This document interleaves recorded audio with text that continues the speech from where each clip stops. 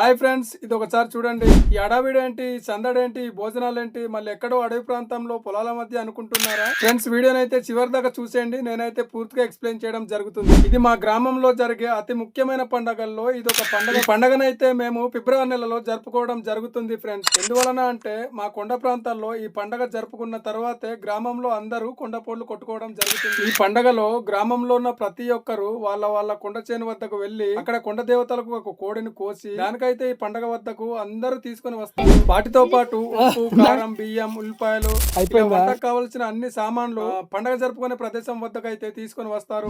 వాటిని అన్నింటిని కలిపి దగ్గర వంట చేసుకుని వాటిని గ్రామంలో ఉన్న అందరూ, చిన్నవాళ్ళు, పెద్దవాళ్ళు, గ్రామంలో ఉన్న ప్రతి ఒక్కరు వచ్చి ఇక్కడైతే ఈ రోజు చాలా హ్యాపీగా అందరూ కలిసి భోజనం చేయడం జరుగుతుంది ఫ్రెండ్స్. ఈ పండగను మేము రాజులబాబు పండగ లేదా అగ్గల పండగ అనేసి కూడా అంటాం.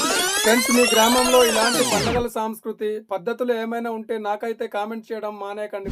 ఓకే ఫ్రెండ్స్, ఈ వీడియో మీకు నచ్చినట్లయితే లైక్ చేయండి. అదే విధంగా మీ ఫ్రెండ్స్ అండ్ ఫ్యామిలీ మెంబర్స్ కి షేర్ చేయండి. ఇలాంటి వీడియోస్ కోసం నా ఛానల్ పేజ్ అయితే ఫాలో అయిపోండి. Until then see you, take care, bye bye, జై జవాన్, జై కిసాన్.